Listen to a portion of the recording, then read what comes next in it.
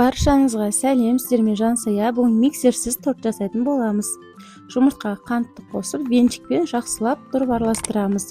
3-4 минуттай араластырып, дайындап аласыздар. Енді сұйық май қосып, жақсылап араластырып аламыз. Одан соң барып, айранды қосып, оны да жақсылап араластырып аламыз. Енді ұнға разрыхитель какао қосып, жақсылап венчикпен араластырып дайындап аламыз.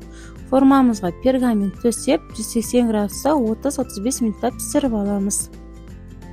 Мінекей дайын болды. Енді формадан босатып суытамыз. Қарасаңыздар, өте жұмсақ, сондай жақсы көтеріліп, жақсы пісіп шықты. Енді қалауларыңызша бөлікке бөлесіздер. Менде 3 бөлікке бөлінді. Ал енді креміне кірісеміз. Қаймаққа вареный сгущенканы қосып, жақсылап, оны да венчикпен араластырып аламыз.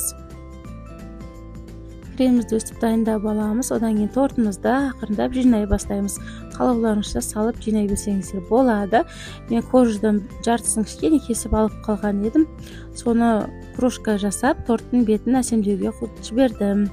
Осы тортты холодильникке 1-2 сағатқа қойып қойсаңыздар болады. Өте дәмді, оп-оңай, ешқандай миксерсіз жасалынды. Міндетті түрде жасап көріңіздер, сіздерге ұнайды. Дәмі деген сөзсіз керемет болып шықты. Каналыма тіркеліп, лайк басып отырыңыздар. Өте дәмді және оңай торт. Бізге ұнады, сіздерге ұнайды деген ойдамын. Сіздермен болған Жансая.